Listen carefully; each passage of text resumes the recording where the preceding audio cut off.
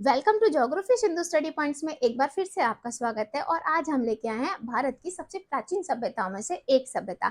सबसे प्राचीन सभ्यताओं की अगर यहाँ पे बात करते हैं तो नील नदी की सभ्यता, जिसे हम मिस्र की सभ्यता बोल देते हैं, फिर है मेसोपोटामिया की सभ्यता, फिर चीन की सभ्यता है, और उसी सभ्यता के साथ में जोड़ते हैं हड़प्पा सभ्यता, यानी कि हड़प्पा सभ्यता, सिंधु घाटी सभ्यता, सिंधु सरस्वती सभ्यता। इस तरीके से इसके नाम को रखा गया है। तो ये हमारी जो सभ्यता है, यानी कि भारत की जो सभ्यता है, वो सबसे प्राचीन सभ्यता है। इसे प्राचीन सभ्यता इसलिए बोलते हैं कि जो इसके बीसी में प्राप्त हुए हैं, तो वो इनसे भी पुरानी सभ्यता है। ये इनके साथ की विकसित सभ्यताओं में से एक मानी जाती है कि सबसे प्राचीन सभ्यता है। तो आज हम इसी सभ्यता के ऊपर थोड़ी सा डिस्कस कर लेते हैं। जो पिछली बार में पढ़ाया था उसका थोड़ा सा रिकॉल कर लेते हैं। 18 इसकी जो खोज हुई थी 1826 में, जब British East India company Bharat आई थी, व्यापार के पर्पज से आई थी। तो चार्ल्स मैसन थे। तो चार्ल्स मैसन जब थे, यानी कि चार्ल्स मैसन की नजरों में ये सभ्यता आई थी, कुछ खुदाई हुई थी, कोई ऐसे काम हुए थे, तो उनके नजरों में ये सभ्यता आई थी, बट इतना उस पर गौर नहीं दिया गया था। उसके बाद में 1853 से लेके 1856 का काल आता है। ठीक है, 1853 से 1856 का काल आता है। और इस काल में क्या है, हमारे लॉर्ड डलहौजी आते हैं। और लॉर्ड डलहौजी हिंदुस्तान में आकर उनकी नीतियां थोड़ी सी हड़प की नीति हो जाती है। बहुत सारी नीतियां हैं। उसके बाद में क्या है, वो रेलवे, यानी कि वो बहुत सारे विकास करते हैं। तो रेलवे का विकास पहले चरण पे था। जब रेलवे का विकास होता है तो इंजीनियर दो बंधु थे, जो दो भैया थे वो इंजीनियर थे। उनको जो काम सौंपा गया था, वो काम था कि कराची और लाहौर के बीच में रेलवे लाइन का विकास करना है, ताकि इनका जो ब्रिटेन जो लोग हैं, उनका जो व्यापार है वो बहुत अच्छे ढंग से इनका व्यापार चलना चाहिए। तो वो रेलवे लाइन जब वो बिछा रहे थे, तो जो ब्रिटेन बर्टन बंधु, जो इंजीनियर थे, दो भाई इंजीनियर थे, बर्टन बंधु इनका नाम था, जेम्स बर्टन और विलियम बर्टन, दो भाई थे। तो लाइन बिछा रहे थे, तो इन्होंने जब कोई लाइन बिछाई जाती है तो खुदाई की जाती है। तो खुदाई के दौरान इन्हें ईंटें प्राप्त हुई। तो इन्हें फील हुआ कि यार यहाँ पे कोई नगर या ऐसी चीजें पहले से रही होंगी। जब रही होंगी तो उनको प्राप्त हुए। तो उस टाइम पे भी इतना गौर नहीं गया। और अलेक्जेंडर कार्निगम भी थे, यानी कि कार्निगम जो थे, यहाँ पे अलेक्जेंडर कार्निगम भी इनके क्या थे, यानी कि ब्रिटेन, जो हमारे डलहौजी थे उनके टाइम पे ये थे, इनको भी ये काम सौंपा गया था। इनकी नजरों में पहुंचा, बट इनको भी इंटरेस्ट था इस चीज में, ऐसा नहीं था कि इंटरेस्ट नहीं था। ये जाते थे वहां पे, कुछ ना कुछ करते थे, बट इनको क्या था कि भाई, जब जो व्यापार करने के पर्पज से आया है, वो इतना बड़ा है, इस चीज के ऊपर, यानी कि पुरातत्व विभाग के ऊपर जो चीजें पुरानी मिलती हैं, वो उनके ऊपर अपना पैसा क्यों खर्च करेगा, जो व्यापार के पर्पज से यहाँ पे आया है। तो बात आई गई हो गई। अब क्या है कि इसके बाद में ब्रिटिश ईस्ट इंडिया कंपनी जो है, वो ब्रिटेन की महारानी के हाथ में चली गई। और जब महारानी के हाथ में चली गई तो 1861 में ही इन्हें कार्निगम ने ही क्या काम करा, 1861 में जब उनके पास में ये बात पहुंची थी कि साक्ष्य मिल रहे हैं, यहाँ पे पुरानी चीजें मिल रही हैं, तो इन्होंने महारानी विक्टोरिया से क्या कि 1861 में ही पुरातत्व विभाग की स्थापना कराई थी। 1861 में पुरातत्व विभाग की स्थापना कराई थी। और काम हो रहा था, लेकिन वो बात आई गई होगी। अब आती है सन 1921 में। 1921 में जॉन मार्शल को पुरातत्व विभाग का क्या बनाया गया, प्रमुख बनाया गया। और इनके नीचे दो भारतीय मेंबर दिए गए। ठीक है, दो भारतीय मेंबर दिए गए 1921 में, इनको बनाया गया और दो भारतीय मेंबर दिए गए। यहाँ पे क्वेश्चन आता है कि हड़प्पा सभ्यता की खोज किसके कार्यकाल में हुई थी, तो 1921 में जॉन मार्शल के द्वारा इनकी खोज की गई थी। ठीक है, यानी कि जॉन मार्शल के द्वारा, क्योंकि पुरातत्व विभाग के ये बनाए गए थे, मुख्य प्रमुख बनाए गए थे, तो इनके द्वारा ये खोज की गई थी। अगर हम स्थानों की, जैसे कि मोहनजोदड़ो है, जिसे मृतकों का टीला बोलते हैं, दयाराम साहनी। अगर हम बात करते हैं कि हड़प्पा की खोज, यानी कि हड़प्पा की खोज दयाराम साहनी, और मोहनजोदड़ो की खोज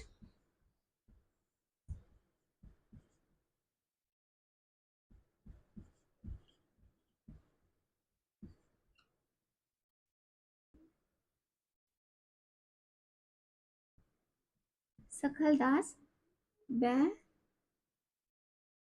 हड़प्पे की खोज दयाराम साहनी। अगर मोहनजोदड़ो की खोज की बात करते हैं तो सखल दास बनर्जी के नेतृत्व में ये खोज की गई है। अगर आपसे क्वेश्चन आता है तो आपको इस तरीके से टिक करना है कि अगर हड़प्पा सभ्यता की खोज किसके नेतृत्व में की गई है, तो वो है जॉन मार्शल। और हड़प्पा की खोज दयाराम साहनी और मोहनजोदड़ो की खोज आता है तो सखल दास बनर्जी के उसमें की गई है। तो ये थी हमारी हड़प्पा की खोज। अब हम क्या देखते हैं, हम इनकी कालों की बात करते हैं। तो देखो जो इनकी काल होती है तो अलग अलग खोजकर्ताओं के हिसाब से, क्योंकि बहुत सारे खोजकर्ता हैं जो अलग अलग खोजकर्ता थे, उन्होंने अलग अलग इनकी काल को डिसाइड किया हुआ है, जिसमें बहुत ही कंफ्यूजन रहता है। तो देखो 2500, कोई इनकी जो काल बताता है 2500 बीसी से 1700 बीसी बताता है, कोई कहता है कि नहीं ये 2300 बीसी से 1750 बीसी पुरानी है। अच्छा, और अलग अलग खोजकर्ता हो गए थे। अब अगर हम लोग बात करते हैं जॉन मार्शल, क्योंकि जॉन मार्शल ने 1921 में सबसे पहले इनके यानी कि पुरातत्व विभाग के उनको प्रमुख बनाया गया था, तो उन्होंने इसकी खोज की थी जॉन मार्शल ने। उनके हिसाब से अगर हम उनकी काल को देखते हैं तो वो कहते हैं 3250 बीसी से या 2750 बीसी तक पुरानी है सभ्यता। डीपी अग्रवाल है। अगर अगर इनके कालक्रम को हम देखते हैं तो कार्बन 14 यानी कि कार्बन 14 एक पद्धति है जो जीवाश्मों से उनकी आयु का पता लगाते हैं। तो उस पद्धति के हिसाब से जो इनकी कालक्रम है वो 2300 बीसी से लेके 1750 बीसी डिसाइड की गई है। तो आप अगर इनकी काल का कार्बन पद्धति के हिसाब से अगर देखा जाएगा तो आप ये वाला टिक करेंगे। अगर आप ये पूछते हैं कि जॉन मार्शल के द्वारा इनकी काल इनकी कितनी पुरानी है तो आप बताएंगे 3250 बीसी से 1750 बीसी ये पुराने हैं। तो ये इनकी काल हो गई है, इतनी काल हो गई है। अब इनकी बात करते, अब इनके नामकरण की बात कर लेते हैं कि इनका जो नामकरण है वो किस हिसाब से रखा गया था। तो देखो नामकरण क्या है कि हमारे भारत और पाकिस्तान पहले एक ही था, अभी वो अलग हुआ था। तो क्या है, सिंधु घाटी सभ्यता, उसके बीच में एक और नदी बहती थी सरस्वती नदी, और हमारी ये गंगा नदी, ठीक है, गंगा नदी भी हो गई है। तो गंगा नदी पे इसके साक्ष्य नहीं हुए हैं, और पर सरस्वती नदी पे साक्ष्यों के मिलने की बात 1947 के बाद में जब हमारा देश आजाद हो गया था और पुरातत्व विभाग की स्थापना हो चुकी थी, उस टाइम पे उन लोगों ने कहा कि जब हड़प्पा सभ्यता का विकास हुआ है तो उन्होंने जब खोज की तो सरस्वती नदी यानी कि हमारी सिंधु नदी पे जितने स्थल प्राप्त हुए थे उन स्थलों में से 48 स्थल हमारे सरस्वती नदी पर प्राप्त हुए हैं। और सरस्वती नदी हमारी बहुत ही पौराणिक नदी है जो अब लुप्त हो चुकी है, ठीक है। तो इस पे भी इसके साक्ष्य प्राप्त हुए हैं, तो इस हिसाब से हम इसे सरस्वती नदी सभ्यता भी बोलते हैं। बट ब्रिटेन लोग, जब ब्रिटिश लोग थे तो उन्होंने क्या काम करा, सिंधु नदी पहुंचती थी, सिंधु नदी बहती थी, तो उनके हिसाब से जब ये वर्ल्ड में चर्चा फैली, क्योंकि कार्निगम आए और उन्होंने पुरातत्व विभाग की स्थापना कराई, उसके बाद में ये वर्ल्ड लेवल पे फैल गई। जॉन मार्शल आए थे, जॉन मार्शल आए तो वर्ल्ड लेवल पे बात फैली। तो क्या है, सिंधु नदी पर जो साक्ष्य प्राप्त हुए हैं पुराने सभ्यता के, इसलिए सिंधु नदी सभ्यता बोल दी। अब इसके नामकरण की बात आती है हड़प्पा। भाई देखो, जब पाकिस्तान में है और लाहौर और कराची का विकास किया गया है और कोई हमें साक्ष्य प्राप्त हो रहा है तो उसके पास में जो गांव होता है तो उस गांव के हिसाब, उस गांव के नामकरण पे ही उस जो हम लोग सर्च करते हैं, पुरातत्व विभाग निकालते हैं, तो उस गांव के नाम पे ही उसका नाम रख देते हैं। तो हड़प्पा वहां पे गांव है तो हड़प्पा सभ्यता इसलिए विकसित हो गई थी। आई होप इतना आपको समझ में आया होगा। अब हम चलते हैं कि इसकी सभ्यता में हमें किन किन चीजों का विशेष ध्यान रखना है ताकि आपको हड़प्पा सभ्यता कंफ्यूजन ना लगे। अगर आप मेरे चैनल पर नए हैं तो प्लीज मेरे चैनल को लाइक करिए, सब्सक्राइब करिए और बेल आइकन का बटन दबाइए और अपने दोस्तों में ज्यादा से ज्यादा शेयर करिए और कमेंट्स करके मुझे बात लगी और कमेंट्स करके जरूर बताइएगा। आगे हम लोग चलते हैं, सिंधु नदी का भौगोलिक विस्तार की हम लोग बात करते हैं। तो इसका पूर्व, पश्चिम, उत्तर, दक्षिण, ईस्ट, वेस्ट, नॉर्थ, साउथ, इस तरीके से हम इसके विस्तार को देख लेते हैं। अगर हम इसके विस्तार को इस तरीके से देखते हैं, यानी कि पूर्व से पश्चिम जो इसका विस्तार है वो 1600 किलोमीटर इसका विस्तार है। अगर उत्तर से दक्षिण इसके विस्तार को देखते हैं तो वो 1400 किलोमीटर इसका विस्तार है। जो हमारी सभ्यता है वो हमारी सभ्यता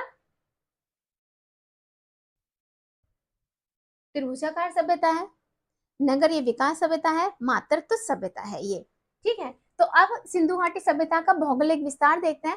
ये एकमात्र, यानी कि अगर हम इसके अंतिम, यानी कि अंतिम उत्तरीय स्थल, अगर उत्तरीय स्थल के अंतिम की बात करते हैं तो मांडवा है, वो जम्मू और कश्मीर में, ये उत्तर की तरफ अगर इसके स्थल की बात करते हैं तो अंतिम उत्तरीय स्थल कौन सा पड़ेगा, मांडवा है, जम्मू और कश्मीर में है और चिनाब नदी के तट पर ये पड़ेगा? किसका? सिंधु घाटी सभ्यता का एक अंतिम उत्तरीय स्थल की बात करते हैं। अगर हम एकमात्र स्थल जो प्राकृतिक चट्टानों पर स्थित है, अंतरिम पश्चिमी यानी कि इसका कौन सा है? पश्चिमी स्थल की अगर हम लोग बात करते हैं तो वो कहाँ पे? एकमात्र जो प्राकृतिक चट्टानों पर स्थित है, इसकी बात करते हैं। प्राकृतिक चट्टानों पर जो स्थित है एकमात्र वो स्थल है, वो कौन सा स्थल है? वो अंतिम स्थल है सालका गैडोर। कहाँ पे पड़ेगा ये? पाकिस्तान और बलूचिस्तान में पड़ेगा। कौन सी? दाक्ष नदी तट पर, मकरान समुद्र तट पर ये पड़ेगा। ठीक है, तो ये अंतिम पश्चिमी स्थल है सालका गैडोर, पाकिस्तान और बलूचिस्तान में पड़ेगा, दाशक नदी के तट पर पड़ेगा। ठीक है, अगर हम इसके अंतिम पूर्वी स्थल की बात करते हैं तो अंतिम पूर्वी स्थल की जो बात है, क्योंकि ये बात हो रही है सिंधु घाटी सभ्यता का भौगोलिक विस्तार की हम लोग बात करते हैं, जिससे क्वेश्चन पुट अप हो ही जाते हैं और बच्चे हमेशा गलत करते हैं। तो अंतिम पूर्वी स्थल जो इसका पड़ेगा वो आलमगीरपुर है, यानी कि आलमगीरपुर कहाँ पड़ता है? उत्तर प्रदेश में पड़ता है। और उत्तर प्रदेश में भी कहाँ पड़ता है? ये मेरठ में पड़ता है और ये हिंडन नदी के तट पर है, यानी कि हिंडन नदी पर पड़ता है। और हिंडन नदी जो गाजियाबाद में है, हिंडन नदी तट पर गाजियाबाद में है, यानी कि हिंडन नदी किसकी सहायक नदी है? ये यमुना की सहायक नदी है। और थोड़ी सी इंफॉर्मेशन और भी दे दी। अब हम बात करते हैं पश्चिमी स्थल की, यानी कि दक्षिण के स्थल का जो अंतिम स्थल, इसका दक्षिणी स्थल जो पड़ेगा वो कौन सा है? दहमाबाद पड़ेगा। यह कहाँ पड़ेगा? अहमदनगर, महाराष्ट्र में, प्रवार नदी तट पर। प्रवार नदी यानी कि जो गोदावरी की सहायक नदियां हैं। तो आई होप सिंधु घाटी सभ्यता का भौगोलिक विस्तार है वो उत्तर, दक्षिण, पूर्व, पश्चिम में है। उत्तर में हम लोग देखते हैं तो अगर हम लोग सिंधु घाटी सभ्यता का भौगोलिक विस्तार है, उत्तर से दक्षिण इसका विस्तार है 1400 किलोमीटर, पूर्व से पश्चिम विस्तार देखते हैं तो वो 1600 किलोमीटर इसका पूर्व से पश्चिम विस्तार पड़ेगा। अगर हम इसके अंतिम पश्चिमी स्थल की बात करते हैं तो वो सालका गैडोर है। अगर हम अंतिम उत्तरी स्थल की बात करते हैं तो मांडवा है, जम्मू एंड कश्मीर में है। अंतिम पूर्वी स्थल की बात करते हैं तो आलमगीरपुर है, यूपी के मेरठ में है। और दक्षिणी स्थल की बात करते हैं दहमाबाद, अहमदनगर, महाराष्ट्र में है, जो गोदावरी नदी के तट पर पड़ता है। तो ये थी हमारी छोटी सी इंफॉर्मेशन किसके लिए? सिंधु नदी घाटी सभ्यता के भौगोलिक विस्तार के बारे में। और अभी हम इसकी छोटे छोटे बातों को, टॉपिकों को हम लोग देखते हैं और उसके बाद हम लोग जब नेक्स्ट वीडियो आएगी तो इसके जो नगर हैं, कौन कौन से नगर प्राप्त हुए थे और नगरों की जो खोज करता थे वो कौन थे, उनके ऊपर डिस्कस करें।